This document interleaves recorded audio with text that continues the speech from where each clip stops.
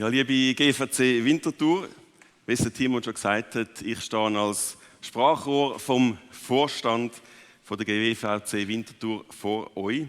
Ich bin ein Mitglied von diesem Gremium und hinter mir seht ihr jetzt, wer da alles sonst noch Mitglied ist von dem Vorstand.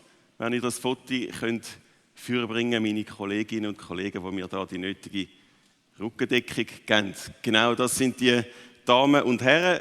Das ist fast komplett. Es fehlt auf dem Bild noch der Lukas Walter. Der Lukas Walter ist erst seit wenigen Wochen im Amt und es hat noch nicht gelangt, ihn da in das Bild hinein zu retuschieren. Wir nennen uns Vorstand. In früheren Jahren hat man das Ältestenrat genannt und weil das ein bisschen schwierig ist, um das zu gendern, den Ausdruck, hat man auf Vorstand gewechselt. Wir sind also der Vorstand von der GVC Winterthur und wir verantworten als Vorstand die strategische und die geistliche Ausrichtung von der GVC Winterthur, von dieser Kirche hier vor Ort. Wir sind alle nicht in die operative Leitung von der Kirche involviert. Die delegiert der Vorstand eben an die Gemeindeleitung, in unserem Fall an Dani Weber, an Timon Studler und an Reto Lussi. Ja, es kommt nicht alltag vor, dass der Vorstand direkt einen Teil der Leiterschaftsinformationen übernimmt. Aber wir haben gefunden, in Anbetracht von diesen Themen, die wir hier informieren wollen, dass das so Sinn macht. Die Gemeindeleitung hat uns auch gebeten, dass wir das übernehmen. Und auch wir vom Vorstand haben gefunden, das sind sehr, sehr wichtige Themen. Und darum informieren wir da direkt und auf diesem Weg. Es sind 3 Themen, die ich euch informieren will. Zum einen geht es um den krankheitsbedingten Teilausfall von Dani Weber und wie es ihm aktuell geht. Das zweite Thema ist der Umgang mit theologischen Strömungen und Entwicklungen, das auch aus aktuellem Anlass. Und dort machen wir noch einen kurzen Rückblick in die Geschichte der GVC Winterthur, in unsere hauseigene Geschichte. Und aller guter Dinge sind 3. Das letzte Thema sind dann noch die Nachwehen von der Covid-19-Pandemie. Ich hoffe, dass wir von Nachwehen reden können. Starten wir mit dem Dani Weber. Kurz vor der Sommerferien hat sich der Dani Weber auf ärztliches Anraten hin für 2 Wochen zu 100% krank schreiben lassen. Nach diesen 2 Wochen hat der Dani dann sein Pensum wieder aufstocken und schafft zurzeit 60%. Was ist der Grund für seinen Ausfall oder für seinen Teilausfall? Der Dani hat sich in den letzten 6 Jahren sehr intensiv in die Leitung der Kirche investiert und hat einiges miterlebt und mitverantwortet. Wir reden von einem Leitungswechsel und der damit verbundenen Übernahme von der Gesamtleitung von der GVC Winterthur. Wir reden von der Bewältigung der Konflikte in der GVC-Bewegung zwischen Winterthur und Frauenfeld. Wir reden vom Bau und Bezug vom Town Village. Wir reden von 2 äußerst intensiven Leitungsjahren während der Covid-19-Pandemie und auch ein paar theologische Diskussionen aus dieser letzten Zeit heraus. Ein paar abhängig von Covid, ein paar auch unabhängig davon. Das sind einfach so ein paar Spitzen von dem Eisberg, den ich erwähnen will. Wir kennen den Dani, wir schätzen seine Predigten, wir schätzen seine feine Art, wir schätzen seinen enormen Einsatz. Sehr schön ist auch, dass der Dani und Pilvi vor 2 Jahren noch älter geworden sind. Das war eine zusätzliche Veränderung. Alles in allem ist es im Sommer dann einfach kurzfristig zu viel geworden und der Dani musste handeln. Aktuell geht es ihm besser. Wie gesagt, er schafft wieder 60%, ist in ärztlicher Begleitung und hat einen Führungscoach, der ihn auf seiner Reise begleitet. Als Vorstand sind wir in dieser Phase immer gut informiert worden, mitgenommen worden und wir stehen zu 100% hinter dem Dani und auch hinter seinem Entscheid, den er gefällt hat im Sommer. Wir freuen uns natürlich auch über jedes Prozent, das der Dani jetzt wieder investieren kann, hier in Kirche.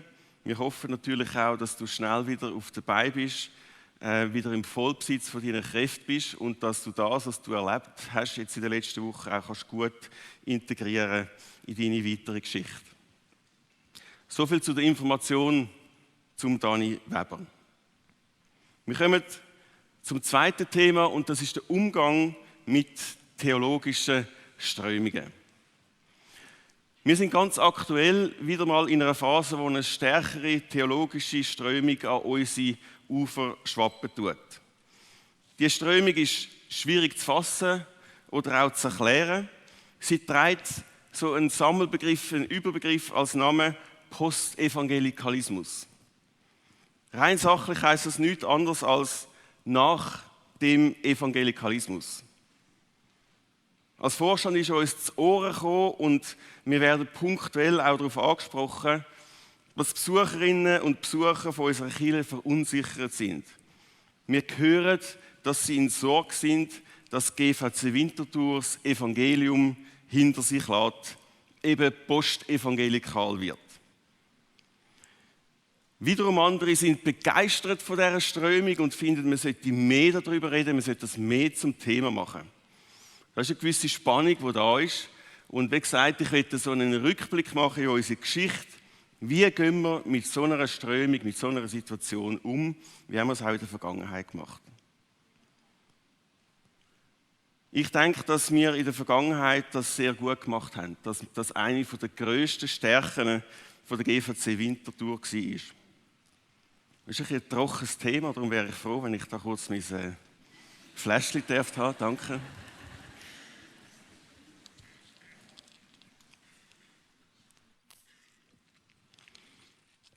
Gut, dass theologische oder gesellschaftliche Strömungen und Entwicklungen Einfluss nehmen auf unsere Kirche, ist nichts Neues. Ich werde auch ein paar Beispiele machen aus den letzten Jahrzehnten. Ältere Semester mögen sich vielleicht noch an das sogenannte Toronto-Sagen erinnern. Einige Jahre später haben wir dann eine weitere Welle oder Manifestation von dem Toronto-Sagen erlebt in Lakeland in Florida. Dann hat uns in den vergangenen Jahrzehnten Willow Creek, Chicago, Saddleback Church oder später auch Bethel Church aus Kalifornien haben uns beeinflusst. Wir haben uns von Hillsong, Australien etc. inspirieren lassen. Wir haben aber auch Initiativen erlebt, die aus der Schweiz herausgekommen sind. Ein so ein Beispiel, Evangelisation explosiv. Es haben auch in der Schweiz grössere und wichtige Veranstaltungen stattgefunden, Konferenzen, auch vor unserer Haustür, zum Beispiel mit der Schleife-Bewegung. Wie sind wir mit dem umgegangen?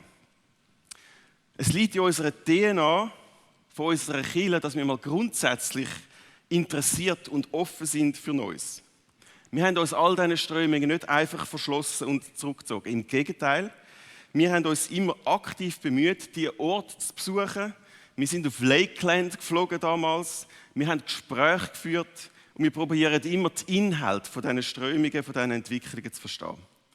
Anschliessend sind wir jeweils als Gemeindeleitung und als Vorstand zusammengekommen und haben diese Strömungen analysiert. Im Licht der Bibel, von unserer Tradition als Kirche, mit Einbezug von Gebet und natürlich auch mit Impuls vom Heiligen Geist. Anschliessend hat man probiert, alles Positive von diesen Entwicklungen bei uns zu integrieren und alles, was schwierig oder nicht passend ist oder wir es so bewertet haben, haben wir grosszügig weggelassen.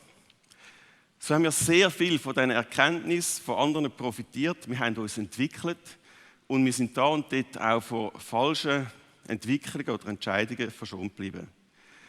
Wir haben uns auch immer entschieden, einen so breit wie möglich Weg zu fahren, dass sich viele Menschen anschliessen können, dass wir vielen Menschen eine geistliche Heimat bieten können. Ein Grundwert von uns besteht auch darin, dass wir uns nicht in unendliche Diskussionen über theologische Details verlieren, sondern dass wir uns probieren, auf das Wesentliche zu konzentrieren. Mit der aktuellen Strömung vom Postevangelikalismus machen wir es genauso, wie es unsere Tradition ist. Wir beschäftigen uns damit, wir lesen Bücher, wir hören Podcasts, wir besuchen Orte, wir führen Gespräche, wir vernetzen uns. Bei uns im Vorstand, wo wir eben auch die geistliche Entwicklung der Kirche verantworten, wird das ein Thema sein, ist es auch schon ein Thema. Wir werden uns in unserer, wie wir es uns gewöhnt sind, mit genau diesem Thema befassen. Wenn wir dann diesen Prozess hinter uns haben werden wir alles, was wir finden, das macht jetzt Sinn für uns als GVC Winterthur, für den Bau vom Reich von Gott, das werden wir bei uns integrieren und alles andere werden wir grosszügig spülen. So Prozesse, so Themen, die brauchen Raum und Zeit. Das braucht ganz viel Weisheit, die uns letztendlich auch noch Gott schenken kann. Das handelt man nicht einfach in einer Abendsitzung ab. Wir müssen da miteinander auf den Weg gehen. Ich möchte auch noch aus der Geschichte heraus noch einmal 3 so Hauptfaktoren erwähnen, die uns auch auf diesem Weg als Vorstand ganz wichtig sind, die wir auch aus unserer Tradition herausnehmen. Wir sagen, wir sind keine Windfahne. Wir lassen uns nicht von jedem Lüftli, von jeder Strömung einfach mal grundsätzlich gerade verändern und dann schnell unsere Ausrichtung wechseln. Wir verstehen uns eher als ein Hochseefrachter, so ein Schiff zu bremsen oder zu beschleunigen, den Kurs zu wechseln, das braucht Zeit und Raum. Auch so ein Wort aus der Geschichte, aus der Vergangenheit ist, wir suchen den Kurs von der Mitte. Dem Kurs, wo sich so viele Menschen wie möglich anschliessen können. Und wir fokussieren die gemeinsamen Nenner. Wir sind für etwas und nicht gegen etwas. Und dann ein Satz, den Johannes Wirth, der in der Geschichte der GVC Winterthur eine grosse Rolle gespielt hat, immer wieder gesagt hat, hebt der Kirche Sorge. Hebt der Kirche Sorge. Was heisst das? Wir hören einander zu. Wir reden nicht hinein. Wir versteigen uns nicht in Interpretationen, was der andere jetzt gerade so macht und denkt. Das Beste, was wir jetzt machen können, ist beten, dass wir ganz weise Entscheidungen fällen können. Beten für Weisheit, für Einsicht, für Frieden im Staff der GVC Winterthur, in der GL der GVC Winterthur, bei uns im Vorstand und natürlich auch bei uns allen, wo wir da Besucherinnen und Besucher von dieser Kirche sind und uns zugehörig fühlen.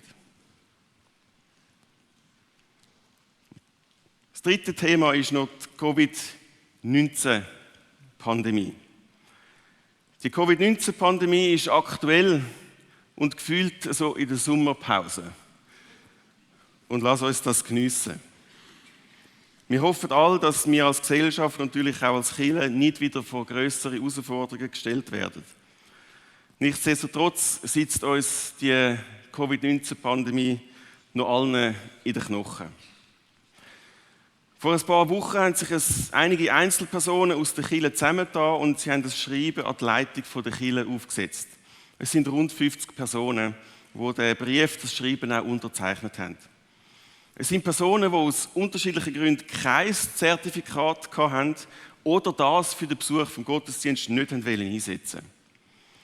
Sie haben in diesem Brief unter anderem die Frage gestellt, wie die Leitung der Kirche wird handeln, sollte in absehbarer Zeit wieder eine Covid-Welle anholen oder irgendetwas, das dem artverwandt ist. Das Schreiben ist via Gemeindeleitung auch bei uns im Vorstand getragen worden. Und als Vorstand und als Gemeindeleitung danken wir sehr für den konstruktiven und für den zielorientierten Brief. Wir schätzen genau die Offenheit, die Transparenz und wir nehmen die Besorgnis wahr, die in diesem Brief ebenfalls gut formuliert worden ist. Wir möchten an dieser Stelle wirklich allen Beteiligten danken, euch zum Ausdruck geben, dass wir euch gehört haben und dass wir euer Anliegen verstehen. Es wird sich ein Ausschuss von der Gemeindeleitung zusammen mit einzelnen Vorstandsmitgliedern mit euch in Verbindung setzen und das Anliegen einmal anhören und dann diskutieren. Wir tun sicher sehr gut, wenn wir als Kirche die aktuelle Situation von dieser Sommerpause, von dieser Normalität, die wir im Moment haben, wirklich geniessen und auskosten. Gleichzeitig müssen wir uns wappnen, wenn es wieder schwieriger werden sollte. So oder so, wir werden miteinander den besten Weg für unsere Kirche diskutieren, einen Weg finden.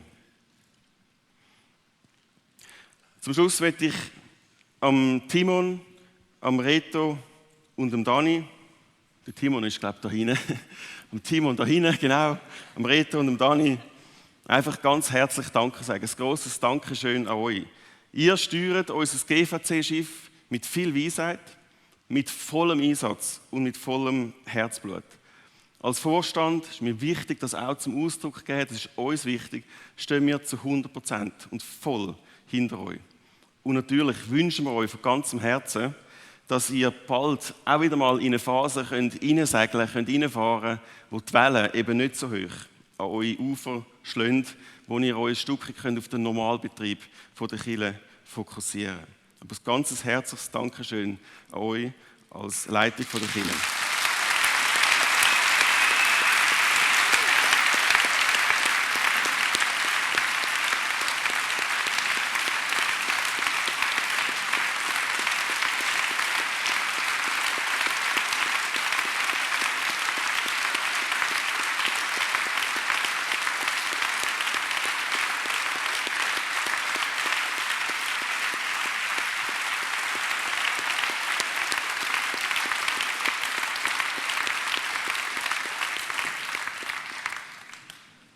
Ein grosses Dankeschön möchte ich auch an euch alle richten, wo ihr euch zu der GVC Winterthur zugehörig fühlt.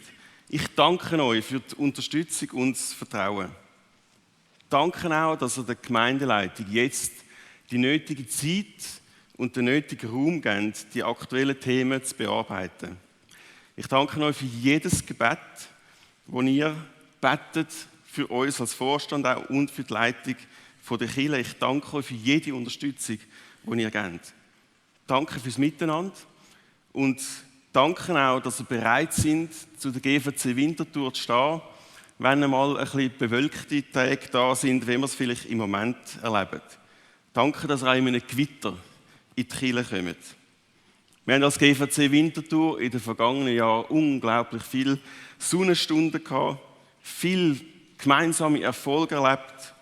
Die Kirche ist gewachsen. Wir haben das miteinander gefeiert. Und jetzt danke ich euch, dass ihr auch da sind, wenn es einmal bewölkt ist, wenn es mal stürmt, wenn es einmal herausfordernder wird, wenn wir mal ein bisschen Schweiß auf der Stirn haben oder vielleicht da und dort sogar eine Träne vergossen wird. Etwas möchte ich in Hochdeutsch jetzt noch vorlesen, ein Satz. Gott ist mit seinen Plänen für die GVC Winterthur noch lange nicht am Ende. In der Stadt auf dem Berg werden in Zukunft noch viele Lichter angezündet und das Licht wird Hunderte von Meilen weit strahlen. Für das gibt der ganze Vorstand, die ganze Leitung der Kirche wirklich alles. Für das gehen wir, das begleiten wir auch als Vorstand der GVC Winterthur und da danke ich euch von Herzen, wenn ihr an diesem Strick mitzieht. Danke vielmals.